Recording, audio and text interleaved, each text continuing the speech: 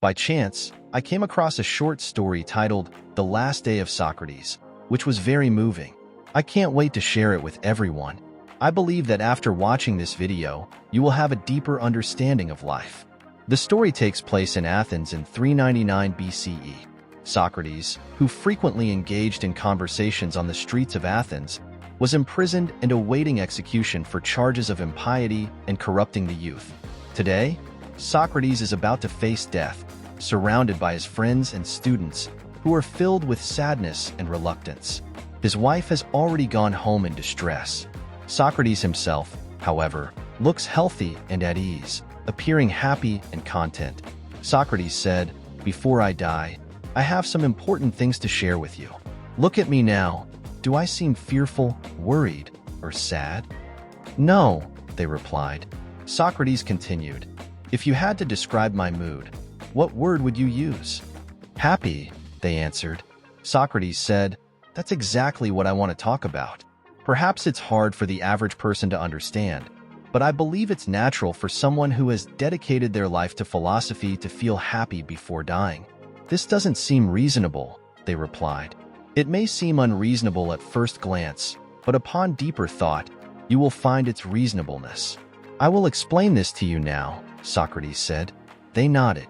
Socrates continued, "Philosophers feel joy at the prospect of death because those who truly dedicate themselves to philosophy are actually preparing for death.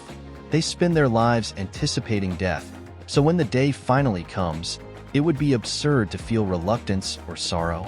Simmias responded, "Why should philosophers prepare for death?"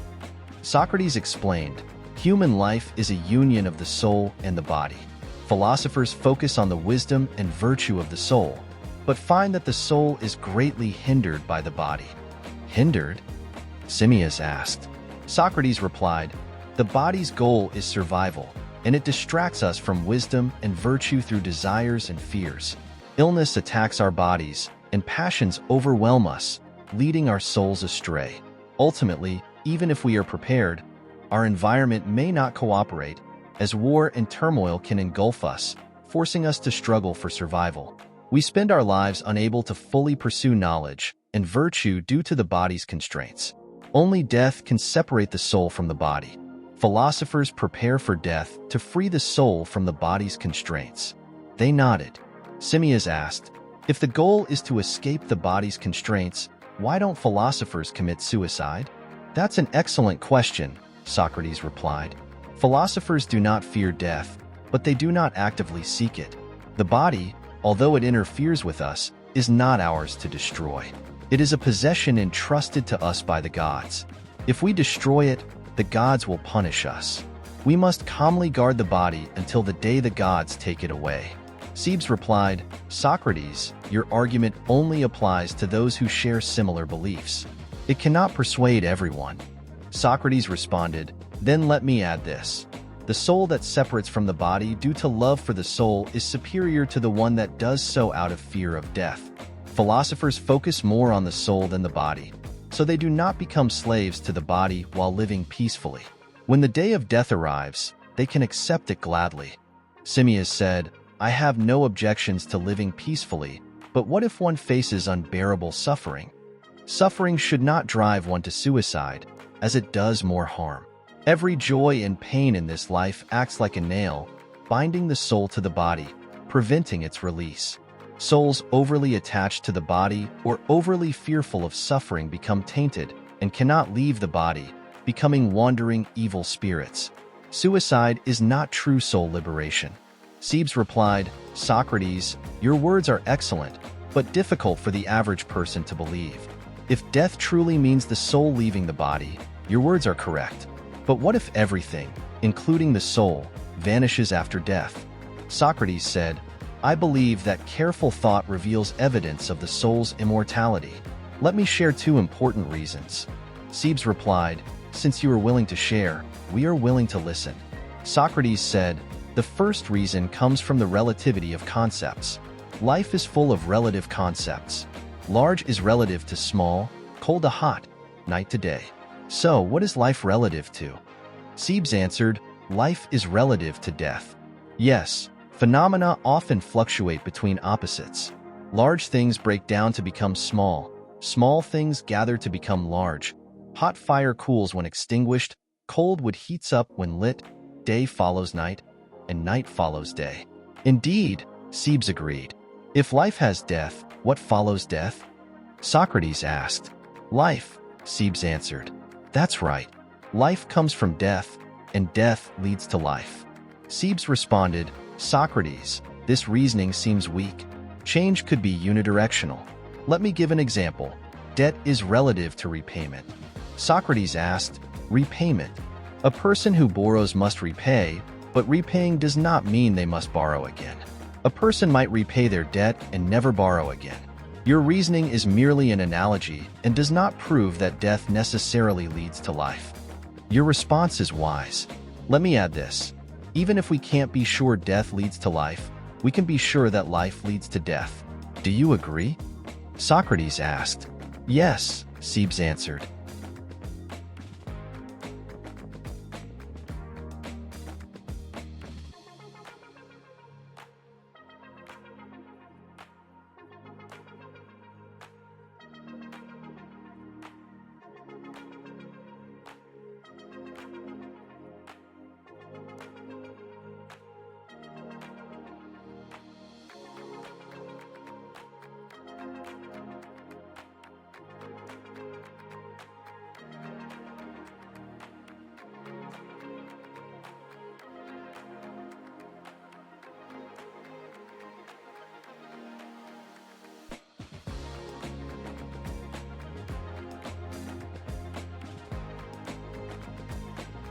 If everything kept dying without rebirth, what would be the outcome? Everything would be destroyed and disappear. Does the world seem like it's continuously heading towards destruction and death? No, Cebes thought for a moment. I understand your point now. This supplements your first reason. Yes, and I have another reason for the soul's immortality. Would you like to hear it? Yes, please explain, Cebes replied.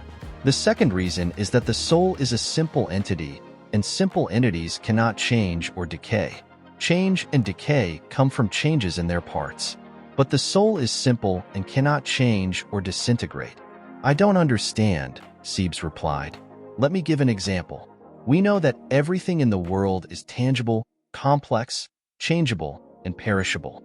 Suppose I have a sword made of metal and wood. Is that reasonable? Yes, Cebes answered. If one day this sword becomes unusable, we can dismantle it, melt the metal into a pot, and discard the wooden hilt.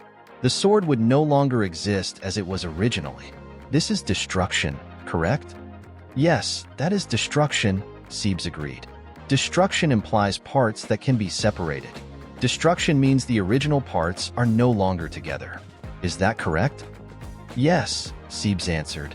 So, something simple and without parts cannot change or decay, because it has no parts to be destroyed. Even if I accept that simple things don't change or decay, why is the soul simple? Cebes asked, because the soul is intangible. Only tangible things have parts. Intangible things cannot be divided and never disappear. If I have an idea of someone, even if that person dies, the idea doesn't disappear, does it? No, ideas do not vanish with their objects, Cebes replied. The soul is like ideas. We understand ideas through reason, and we understand the soul through reason. When a person dies, the body's decay is a long process because the body is material and has parts. But consciousness, which belongs to the soul, disappears instantly when we sleep, because the soul is all or nothing. The soul is similar to things that are intangible, singular, rational, divine, and indivisible. The body is like things that are tangible, composite, changeable, and perishable. The intangible soul is immortal. Yes, you are correct, Cebes agreed. Socrates, your argument is brilliant. You derive the soul's immortality from its intangibility. But I believe even intangible things can disappear, Simmias said. Please elaborate, Socrates replied. Imagine a lyre producing a unique sound. The lyre is tangible and can be broken. The sound it produces is intangible and indivisible. Correct? Yes, Socrates replied. But since only this lyre can produce that sound, when the lyre is destroyed, the unique sound also disappears, doesn't it? I don't understand your example, Crichton said. Although one is tangible and the other intangible, the intangible sound depends on the tangible instrument. Although intangible things cannot be divided, if their basis is destroyed, they completely disappear. If the soul is also an intangible thing dependent on the tangible body, wouldn't it completely disappear when the body is destroyed? Simmias explained. That makes sense, Crichton replied. Thank you for your response. Your point is that if the intangible soul merely depends on the body, it would disappear when the body is destroyed, correct? Socrates asked. Yes, Simmias answered. But I believe that careful thought about the relationship between the soul and the body reveals that the soul is independent of the body, not dependent, Socrates replied. Is that so? Please explain, Simmias said. The sound dependent on the lyre cannot influence the lyre itself, but the soul can actively influence the body, control it, and even resist it. The soul does not depend on the body because the soul can oppose the body and actively control and influence it. We can understand ourselves, control ourselves, and express ourselves, which are all active manipulations of the body by the soul, correct? Yes, Crichton replied. We are not mere puppets of bodily desires, but individuals who transcend the body in pursuit of wisdom and virtue. The soul's independence from the body is clear. The soul, being independent and intangible, simple and rational, is immortal. Combining these, we understand why philosophers do not fear death. As Socrates spoke, the time for execution arrived. The executioner came in with a cup of prepared poison. Socrates asked, My fellow citizen, you understand these things. What should I do? The executioner replied, Just drink it, then stand up and walk until your legs feel heavy. Then lie down, and the poison will take effect. Socrates took the poison cup and said, I want to thank the gods. I must do this because I will reach a better world through death. After saying this, Socrates calmly and fearlessly drank the poison. Seeing him drink the poison, those around Socrates could no longer control their emotions and began to weep loudly. Socrates said, My friends, why are you doing this? I sent my wife away to avoid such disturbances. A person facing death should be calm and courageous. Quiet down. They immediately quieted down. Socrates stood up and walked. After a while, he said his legs felt heavy. The executioner helped him lie down and checked if his feet were stiff. As Socrates' lower body stiffened, the poison's effect reached his heart, and Socrates would never wake up again. The executioner covered his head with a cloth. Socrates uncovered the cloth and spoke his last words to Crichton. Crichton, we owe a rooster to Asclepius. Crichton replied, I will not forget. I will do it. Do you have any other requests? Socrates did not answer. His eyes and mouth closed forever. This is the end of Socrates, the greatest philosopher of ancient Greece. Until his last moment, he passionately spoke about the gods, knowledge, the immortality of the soul, and eternal happiness. No one knows where his soul went, but there is no doubt that in Greece at that time, Socrates was the bravest, wisest, and most righteous of all people.